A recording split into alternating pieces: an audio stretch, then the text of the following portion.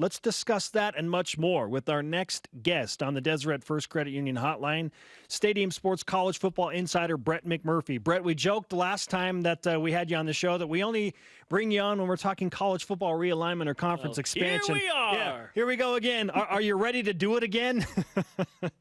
Try to get out, and they keep pulling me back in. Brett, in your opinion, why would the American Athletic Conference perhaps be a good fit for BYU right now in 2019 or in 2020 moving forward? Well, I disagree with your Facebook poster, and the reason is that you mentioned is because of the New Year's Six game.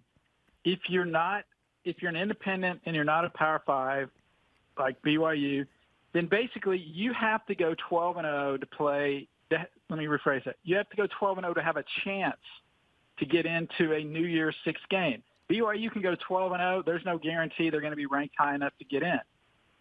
If you are in the American and you are 11-2, you're the highest-ranked champion from the Group of 5 leagues, then you will play in the Peach Bowl or the Cotton Bowl or the Fiesta Bowl. If you're an independent and you're BYU and you go 11-1, you go to the Heart of Dallas Bowl or some other nondescript bowl. So as far as motivation, as far as what it would do for the school, I think it would mean more for the school. I mean, look how UCF has grown based on going to these New Year's Six games, and obviously their national championship, of course. Don't forget that. I mean, people know about UCF. I mean, I live in Tampa. 10 years ago, UCF was an afterthought. And I really think BYU should be aggressive with this. I've heard both sides on whether Army has any interest in joining a conference. Ultimately, I don't think they would do it. And other than Army and BYU, sources have told me there's nobody else the Americans looking at. And the American, at the end of the day, may just stay at 11, kind of like the Big 12 stayed at 10. But I just think if BYU wants to get into a power conference, let's fast forward 6 years and say there's conference realignment, one last merry-go-round. Would BYU be more attractive if they were an independent that won, 7, 8, 9, 10 games a year for the next 6 years and went to whatever bowl games you can think of? Or would they be more attractive if they had won 3 American Conference championships and gone to 2 New Year's Six games and upset a Power 5 team in one of those bowl games? Well, I think, my opinion's worth nothing, but I think they'd be more attractive. Certainly they would move the needle more going to the New Year's Six games, winning the conference championships. Those conference championships are on ESPN. I heard you mention the ESPN deal. The American just signed a new deal with ESPN where it will average $7 million per school per year. So they'll be on ESPN the same as they will whether they're independent or not. So ultimately, though, it's a preference. There's not a right or wrong answer. But if it was me at this point, I would go ahead and do it, because then if you dominate in the American, then you can show the Big 12, you can show the Pac-12, you can show whoever else may want to expand.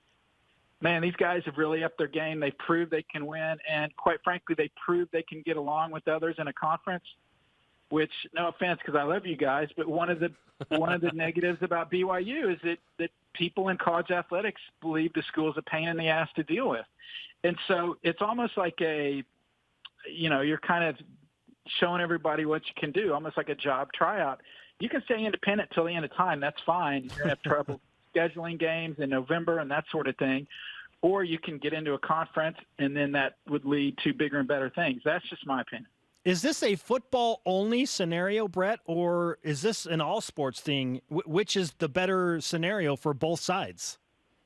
Football only, because I don't think neither side wants to send their Olympic sports halfway across the country to play. You're not going to send, you don't want BYU going to play East Carolina in women's basketball, and the same thing, East Carolina coming out to BYU for an Olympic sport. So, no, I think it would be football only.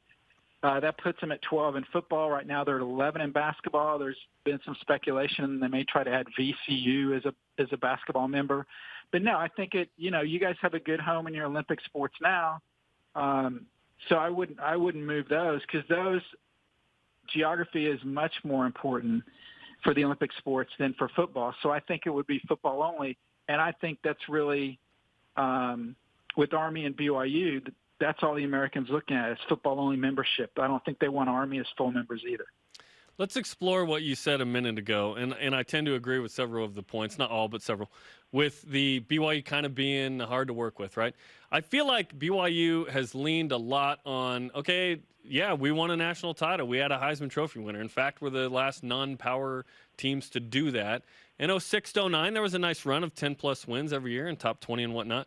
Do you feel like BYU needs to validate all of this competitively with a 10-plus win season, something that kind of splashes in the next couple of years, if they don't go to the American and make the splash that you said? The challenge for BYU on the national level is that you guys can win 10 games, and because you're an independent, because you're not in the running for the New Year's Six games, there's not a lot of interest nationally on, wow, you guys have a shot to get in one of the New Year's Six games. And that's unfortunate. It's not fair, but that's the reality. So I think you kind of fly under the radar. And, you talked about, winning a national title and winning a Heisman Trophy. I mean, those are great points. And I'd go to the American, hey, we won a national title just like UCF. We won a Heisman Trophy just like Houston. Bring us on board. But also, it's what have you done for me lately? And, sure. That's kind of the issue with UConn. I know in no way am I comparing you guys to UConn. But since they went to the 2011 Fiesta Bowl, they've had 8 consecutive losing seasons. They've won 3 or fewer games 5 of the last 6 years. They were 1-11 last year. They've fallen and they can't get up. So that's why they're moved to the Big East. So the history of BYU is tremendous, and it's an attribute. But you also have to, what have you done for me lately? And that's what a lot of these athletic directors and officials at the conferences are looking at now.